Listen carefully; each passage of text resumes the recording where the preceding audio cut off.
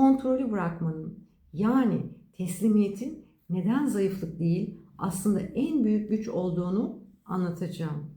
Beklenti, mucizelerin katilidir. Selam dostlar. Serimizin 14. videosuna, yani zihnin en büyük sınavlarından birine hoş geldiniz. Teslimiyet.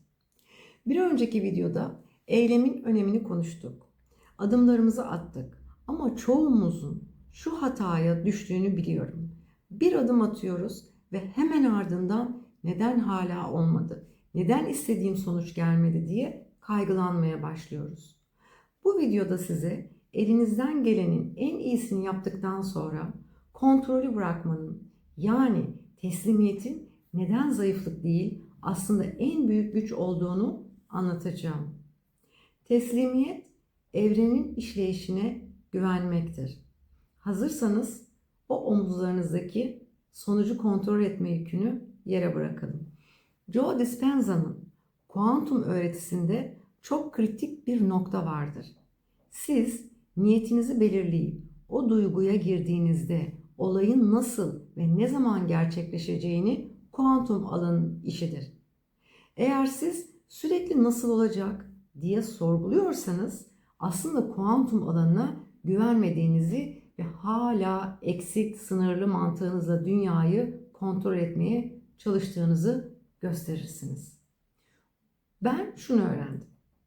Beklenti mucizelerin katilidir.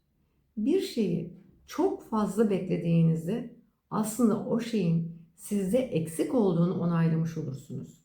Teslimiyet ise ben niyetimi ettim. Eylemimi yaptım ve şimdi bunun en hayırlı şekilde bana geleceğini biliyorum demektir. Bu bir boşvermişlik değil, sarsılmaz bir imandır, inançtır. Carl Jung, bireyin kolektif bilinç dışı ve evrensel sembollerle olan bağından bahseder. Jung'a göre hayatımızda bizim küçük egomuzun planlarından çok daha büyük bir plan işler. Biz bazen bir kapının kapanmasına üzülürüz. Oysa o kapı bizi çok daha büyük bir felaketten korumak için kapanmıştır. Ben hayatımdaki değişimi, ivmelenmeyi, benim için neyin iyi olduğunu bildiğim sanrısından vazgeçtiğimde yakaladım.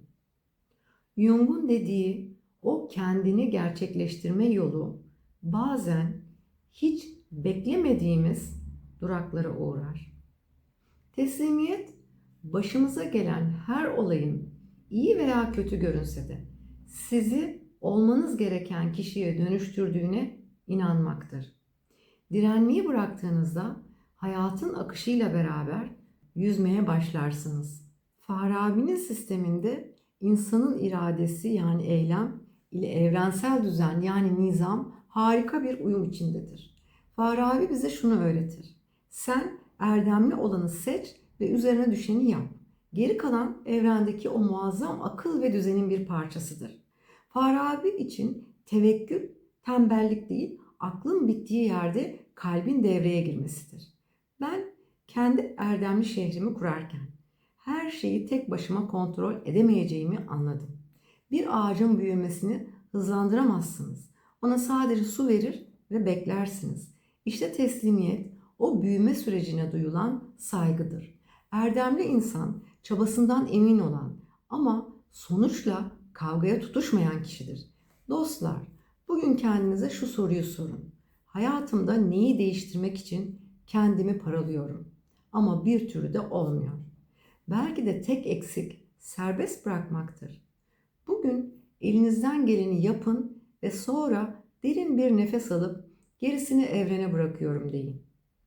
Unutmayın, yumruklarımızı sıkarak bir şeyi tutamazsınız. Ancak ellerinizi açtığınızda her şeyi kucaklayabilirsiniz. Ben teslimiyetin huzurunu keşfettiğimden beri hayatım çok daha zahmetsizce akıyor. Yorumlarda bugün kontrol etmeyi bırakıyorum ve akışta güveniyorum yazarak bu huzuru kendinize çağırın.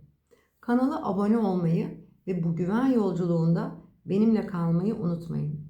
Serimizin final videosu olan 15. bölümde bütünsel dönüşümü ve yeni hayatın sürekliliğini konuşacağız.